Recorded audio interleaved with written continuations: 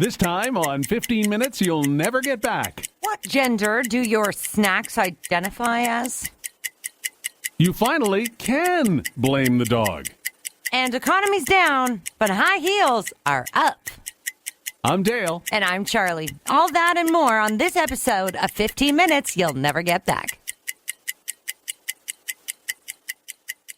So, did you pick up Boner on the weekend? Everybody vetoed that name. Oh, come on. I don't know why. Come on, it was classic. So we were looking for second puppy names, and I wanted to go with sort of a sidekick from an 80s TV show. Because, Right. this is the second dog, like so initially. And who was Kirk Cameron's sidekick? It was Boner. Boner. Absolutely. And I even floated Vinny. Yeah, Vinny. Right? From Doogie Howser. Uh-huh. That was Doogie's best buddy. And then, no? No, it was Oliver. You've gone with Oliver. We have gone with Oliver. And, So you got Jesse, which sounds very Western. yeah. It's Jesse. Yeah. And Oliver. And then Oliver. And he is the cutest little thing. We got ourselves a sheep doodle so that Jesse has a friend. But you know what? The funny thing is with him, and I think a lot of parents can relate if they ever had a gassy baby, which I did with my first son. Like Luke was a very gassy baby. This dog is very gassy. I have a very gassy puppy. And the little thing is quite stinky. And yeah, and there's a lot of bathroom breaks with this puppy. Now the good thing is we have a warning, because with puppies you have to basically take them out every 45 minutes to an hour, right? Uh-huh. Because tiny little bladders and whatever. So when you... And this little one, when the fart comes, it's like, yeah, hello, there's your alert. Yeah, like it's like you walk in the room and this little 10-pound puppy can just kill you. So I'm like, oh, Ollie, dude. So we go outside, and it's a whole thing, and then we go back in, and he's just sitting there looking at you with this little smile. That was fun, wasn't it? Yeah, Let's do it again in an hour. So, again, with puppies, you kind of try to crate train them, and the crate is beside my side of the bed. Yay, me. Oh. And, I'm just lying in bed and just ripped from my sleep. by a rip. By this, and again, with dogs, it's usually... You don't hear the it. SPD. Yep.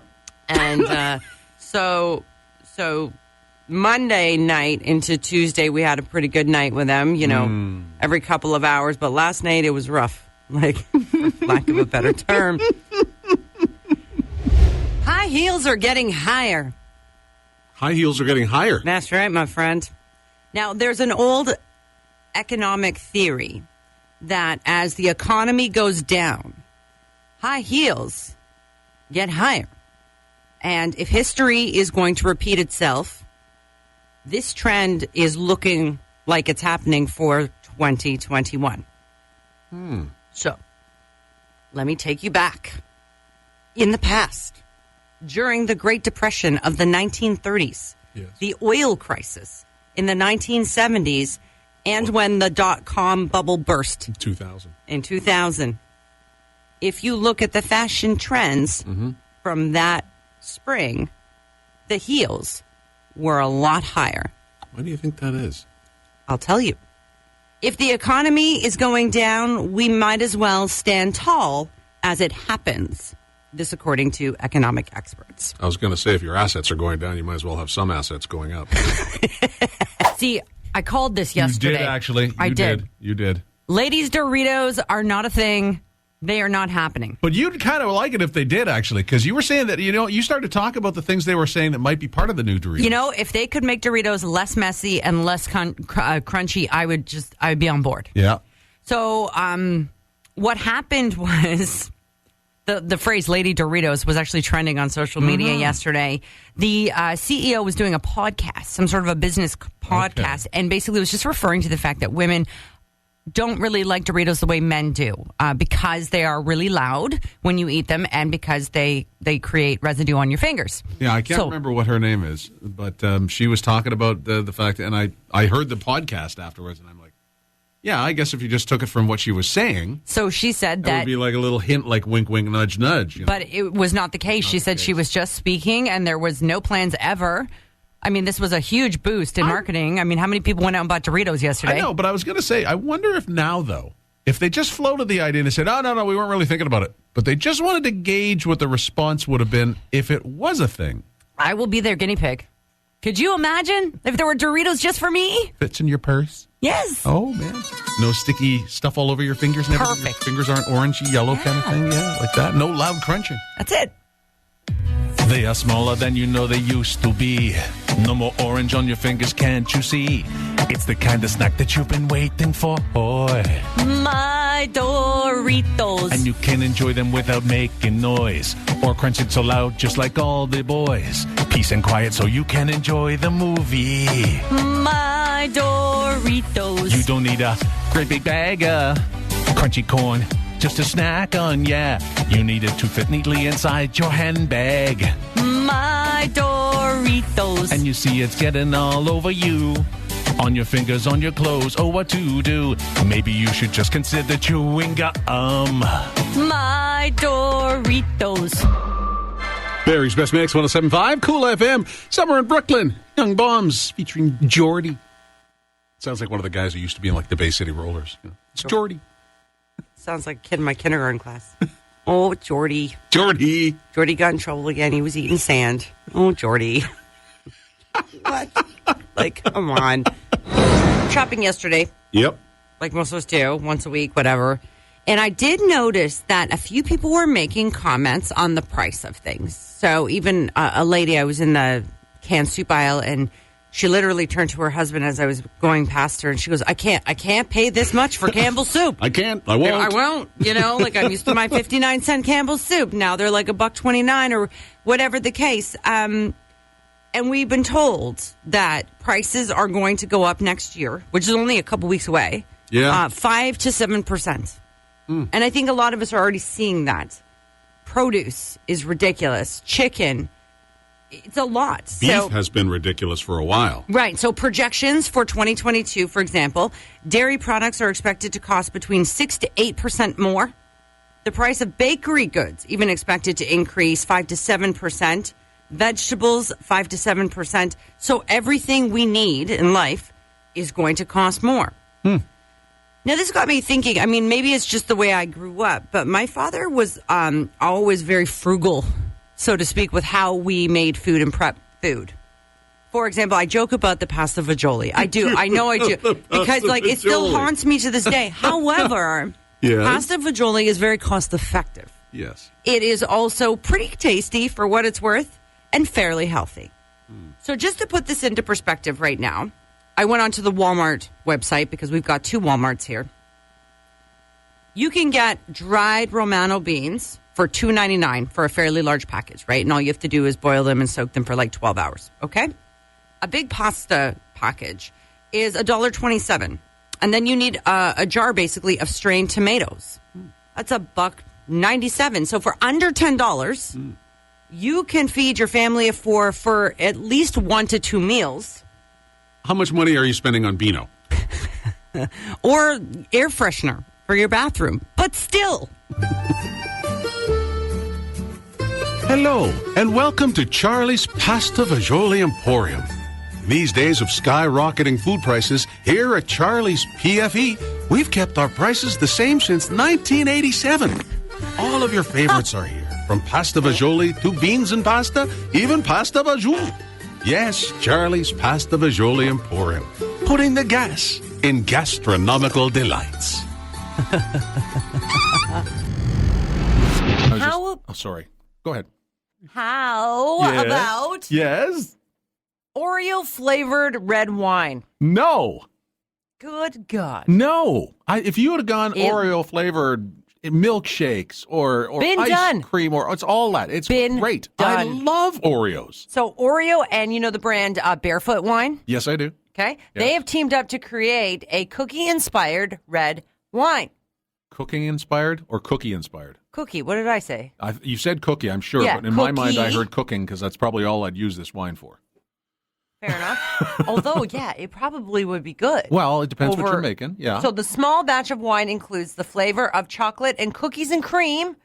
So it's close to an Oreo as you can boozily get, I guess. Boozily get. Is that a word? No? Sure, it works. So according to the website and those that have tried it, many have noticed these aromas of chocolate, blackberry, and dark cherries. And apparently you're left with a smooth finish. I'm trying to sell this for you, really. I mean, the bottle looks really cool. Like, it's really pretty. Like, here's the thing about it. It's not going to be available at the LCBO. I did try to order some. It looks like U.S. residents only right now, which I don't. Like, why? Why do you tease me? But this is one of those things that if you saw it at the LCBO, you'd buy it for a novelty, you would totally buy it, right? I guess. It's one of those things. Like, what was the last weird thing you bought at the LCBO because it said something? Or I got a bottle of the Reese Peanut Butter Cup Chardonnay. Well, see? There you go. Dude. I have a question for you. Oh, fun. I was driving along yesterday. Right. Coming along, I guess, Wellington or something like that, coming back from Joe's after doing my groceries. Okay. And I saw a billboard up there. Mm-hmm. I think it was for Subway, I think. Right. And it said, and it's like the new sandwich. Yes. The new Beyond Meat Meatball sandwich. Right. And I'm thinking, can you call something Beyond Meat and still call it a meatball sandwich? Well, if it's the Beyond Meat product and it's shaped as a ball. But they had, it was like meatballs, all one word. Beyond Meat. So it wasn't meatballs? Beyond Meat balls. It was Beyond Meatballs sandwich. Oh, all right. Well, you're kind of splitting hairs there, aren't you? Yeah, I don't know. But I mean, it's like, you know what? I'm thinking they have to just call it like plant. No. It wasn't Beyond. They didn't use Beyond. Sorry, because that's a trademark now. Yes, unless you're using that actual Plant-based is what they used. Plant-based meatball sandwich. So wouldn't it just be plant-based balls? Which sounds weird. And that's what I thought. I thought, are you allowed to say plant-based meatball sandwich? It's not meat. It would almost meatless, plant-based meatless balls. Yep. Well, that's weird too. Plant-based meatballs. And I'm going, can you say that? It's kind of like an oxymoron. Cool. Yeah, I guess not. I don't know. Semantics, so basically. I guess, but it just seemed kind of... Or if they say plant-based balls that are not made of meat. Well, that's catchy. Can I have one of the new plant-based balls, non-made of meat sandwiches? It just rolls right off your tongue, doesn't it? It's estimated that only 30% of people can do this. Come on now. You think you know it? Give us a call. 727-1075. Good morning. I'm calling for the Brain Buster. Yes? What do you think? I'm wondering if it's tongue manipulation, like rolling your tongue. Tongue manipulation. Wow, well put. Hold on a second. I just feel... Yeah, Dale's brain is exploding right now. Are you crunchy or are you smooth? I think I'm smooth. A new survey asked people what kind of peanut butter they prefer, crunchy or smooth. And the big winner is smooth. Yeah. 49% of people say that's their favorite versus 29% for those who are crunchy lovers. If it comes right down to it, I'm actually extra whipped. I'm sure you are. Well, here, hold on. Yeah. The study also revealed the difference between smooth and crunchy people. Okay. So for the smoothies, if you will, they are introverts, more likely to book spontaneous trips, get more speeding tickets, also bail out of plans at the very last minute. Smoothies are also more likely to stay in and watch movies at home, and their favorite TV show, Big Bang Theory. Okay. Now, so what's a crunchy? The crunchy lovers are extroverts. Okay. They are more likely to enjoy Game of Thrones. They're willing to go out and party. They are more likely to fall in love at first sight. Crunchy peanut butter fans are also more likely to have skydived, run a marathon, and filed their taxes late. I'm a little crunchy and I'm a little smooth. I mean, So you're confused? I'm confused is what I am. I'm a little bit crunchy. I'm a little more smooth, you said. I'm a little bit of chopped up crunchy nuts. And I'm a little bit easier to spread. Barry's Best Mix, 107.5, Kool FM. Just choke down that chicken.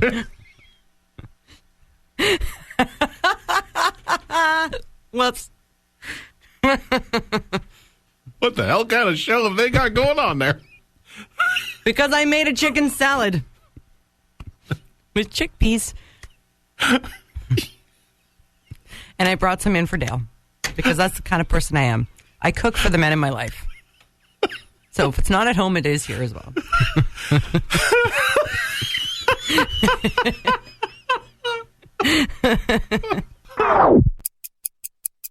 Hey, thanks so much for tuning in. If you enjoyed that 15 minutes you'll never get back, follow and subscribe. More on Dale and Charlie at 1075coolfm.com. Download your favorite episodes there or at Spotify. Leave a review so our egos can get inflated.